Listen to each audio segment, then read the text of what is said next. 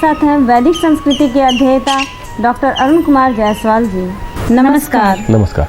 श्रीमद् भगवद गीता के 14वें अध्याय का 16वां श्लोक। कर्मणः सुकृतस्याहुः सात्विकं निर्मलं फलं रजसस्तु फलं दुःखं ज्ञानं तमसः फलम्। श्रेष्ठ कर्म का तो सात्विक अर्थात सुख, ज्ञान और वैराग्य आदि निर्मल फल कहा है। राजस कर्म का फल दुख एवं तामस कर्म का फल अज्ञान कहा है।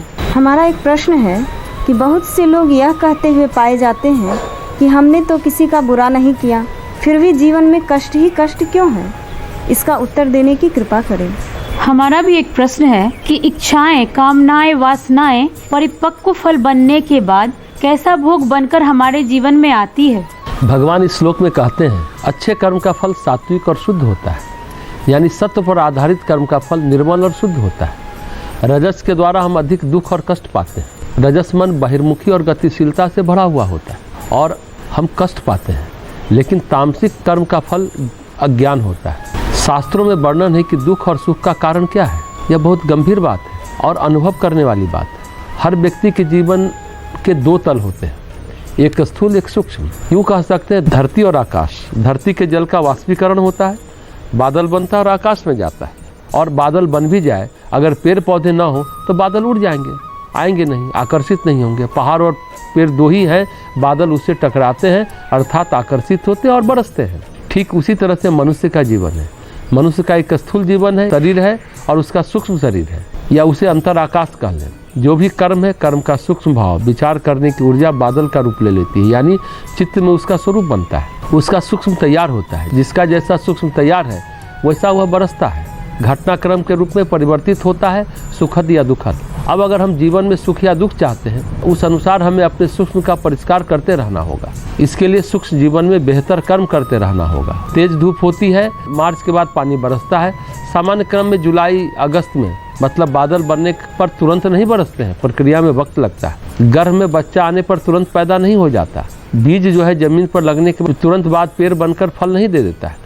धैर्य पूर्वक इस प्रक्रिया को पूरा करते रहना होगा। इसीलिए भगवान कहते हैं सात्विक कर्म करो। हम शुभ कर्म करते हैं, निष्काम करते हैं, सेवा साधना से भरे पूरे कर्म करते हैं, संयम और सदाचार का जीवन जीते हैं। लेकिन सात्विक कर्म की परिभाषा क्या है? सात्विक कर्म की परिभाषा ये है कि हम ऐसे कर्म नहीं करते जिससे किसी को दुख पहुँचे। अपने भाव, अपने विचार, अपने इंटेंशन, हमारी वृत्ति, हमारी चेष्टाएं, हमारी प्रेरणाएं दुख पहुँचाने वाले कर्म न हो। ऐसे किसी को दुख पहुँचता है तो हम कुछ नहीं कर सकते, पर इंटेंशन नहीं होना चाहिए। दुख पहुँचाने की कोशिश करता है रजोगुण, रजस कर्म। रजोगुण में क्या होता है? इच्छा होती है, कामना होती है।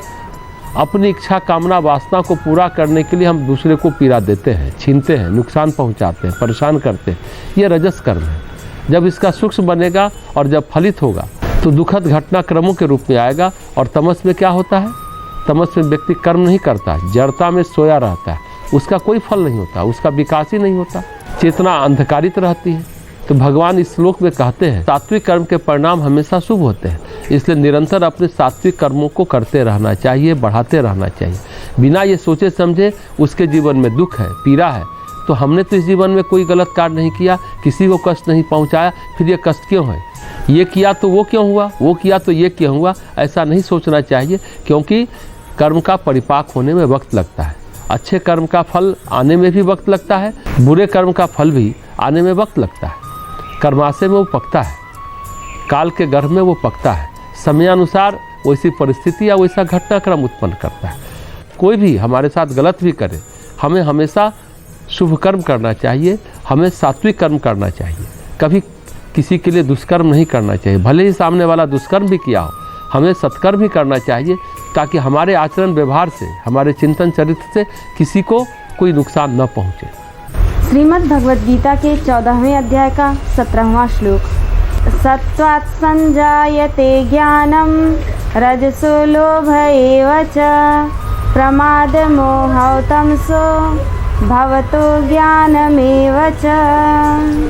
सत्व गुण से ज्ञान उत्पन्न होता है और रजोगुण से निस्संदेह लोभ तथा तमोगुण से प्रमाद और मोह उत्पन्न होते हैं और अज्ञान भी होता है। एक बात बताएं कि किस गुण से ज्ञान, किस गुण से लोभ, किस गुण से अज्ञान और किस गुण से प्रमाद उत्पन्न होता है। साथ ही हमें यह भी बताएं कि श्वेत केतु ने ज्ञान को कैसे अनुभव किया। हमारे मन में भी एक प्रश्न है कि वृत्ति क्या है।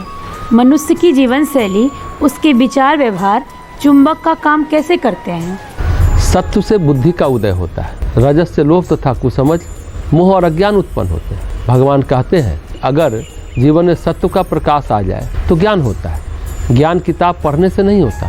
अगर ऐसा होता तो सारे लाइब्रेरी वाले ज्ञानी हो जाते।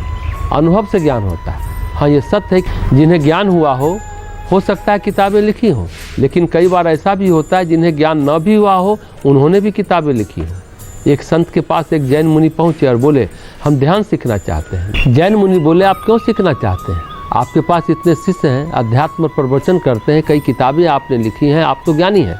हाँ, सो तो ठीक है, लेकिन हम खुद ध्यान नहीं कर पाते, लेकिन हम बंद कमरे में ध्यान सिखाएंगे। नहीं तो शिष्य बोलेंगे कि अरे गुरुजी तो ध्यान सीख रहे हैं। तो कई बार पुस्तक लिखने वाला व्यक्ति, प्रवचन करने वाला व्यक्ति को ज्ञान नहीं होता। ज्ञान है अनुभव, जो अनुभव होता है वह ज्ञान है। ज्ञान यानी विचारों का संकलन, यानी विचारों का प्रतिपादन या विचारों की समीक्षा या विचारों का विश्लेषण नहीं है। ज्ञान है अनुभव की अभिव्यक्ति, अनुभव कर अभिव्यक्ति की। उपनिषद में आता है श्वेत केतु ने अपने पिता से पूछा ब्रह्म क्या है। ब्रह्म पूछने का विषय नहीं है, जानने का विषय है। इसके लिए तपस्या करो। तप किया, बोले अन्नमय ब्रह्म।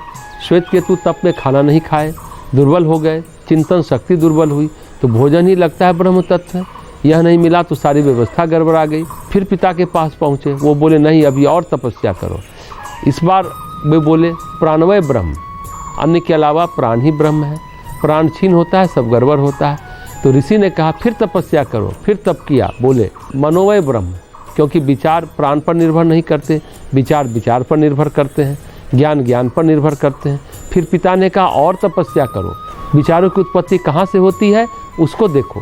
फिर उसने तपस्या की। फिर उसने कहा विज्ञानम वै ब्रह्म, नहीं अनुभव अभी परिपक्व नहीं हुआ, और तप करो। फिर तपस्या किया।